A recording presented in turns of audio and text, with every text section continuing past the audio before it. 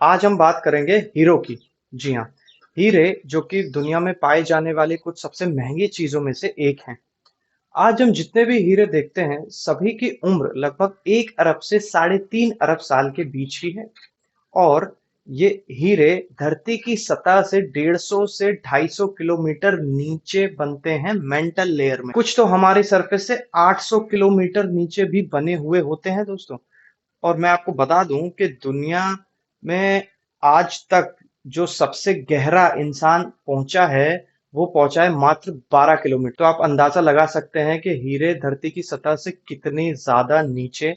दोस्तों, हीरा basically carbon एक element या कार्बन तत्व का एक स्वरूप होता है जो कि धरती से कई किलोमीटर नीचे बहुत ही ज्यादा तापमान और दबाव में बना होता है। अब आप सोचोगे कि 250 किलोमीटर नीचे से भाई इन्हें निकालता कौन है? तो दोस्तों, 250 किलोमीटर नीचे से इन्हें सतह के नजदीक लाते हैं ज्वालामुखी, वोल्केनोस। जी हाँ, ये इन्हें हमारे सतह से नजदीक जो चट्टाने हैं उनमें लाकर जमा कर देते हैं, डिपॉजिट कर देते हैं, जहां से इन्हें माइन किया जाता है। अब आप सोचोगे कि भाई ये सब तो हम भी जानते थे, इसमें नया क्या है? नया मैं बताता हूँ। दोस्तों, दुनिया में कुछ ऐसी कंपनीज हैं जो कि लोगों के बाल या फिर उनकी अस्थियों से हीरा बना देती हैं। दोस्तों, ये कंपनियां अपनी लैब में 2700 डिग्री सेल्सियस से ज्यादा टेम्परेचर और 60,000 बार एटमॉस्फेरिक प्रेशर की कंडीशंस को रिक्रिएट करती हैं। मैं आपको बता दूं कि एक बार यूनिट जो होती है उसको यूज किया जाता है हमारे एटमॉस्फेयर का दबाव हम पर कितना पड़ रहा है वो नापने के लिए। तो हमारे एटमॉस्फेयर का हम सभी के ऊपर दबाव पड़ता है एक बार का। तो आप अंदाजा लगा सकते हैं कि ये कितने ज्यादा प्रेशर को रिक्रिएट करती हैं अपनी लैब्स में। अब दोस्तों, ये जो पूरी विधि है लैब में हीरा बनाने की, ये 5 स्टेप्स में डिवाइडेड है। पहला स्टेप होता है मटेरियल एग्जामिनेशन का।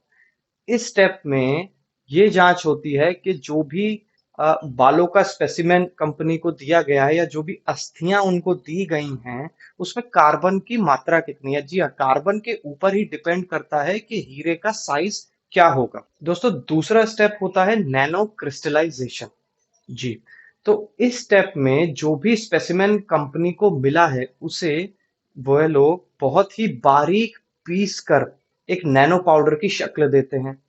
फिर इस नैनो पाउडर में एक इम्प्यूरिटी रिमूवर मिलाया जाता है। और ये जो स्पेसिमेन और इम्प्यूरिटी रिमूवर का एक मिश्रण है, इसे एक स्पेशल मशीन में डालकर एक स्पेशल गैस के वातावरण में बहुत तेजी से घुमाया जाता है, यानी सेंट्रीफ्यूज किया जाता है।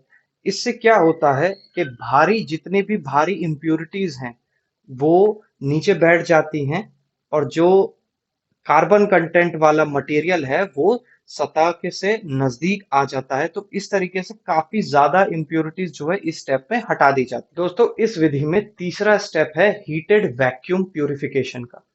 तो दोस्तों, इस स्टेप में जो हमारे पास स्टेप नंबर 2 से जो प्योर एक नैनो पाउडर कार्बन का जो बचा था, उसको अब एक इनर्ट गैस के माहौल में रख करके उसे हीट किया जाता है।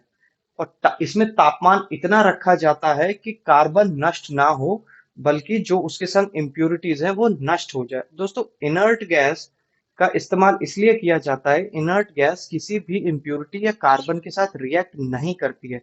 अगर इस स्टेप में ऑक्सीजन का इस्तेमाल हम करेंगे तो ऑक्सीजन इम्प्यूरिटीज के संग रिएक्ट करके या कार्बन के साथ ही रिएक्ट करके कुछ नई इम्प्यूरिटीज या कार्बन डाइऑक्साइड भी बना सकती हैं। दोस्तों, चौथा स्टेप हमारे पास है वेट केमिकल कार्बन प्यूरिफिकेशन।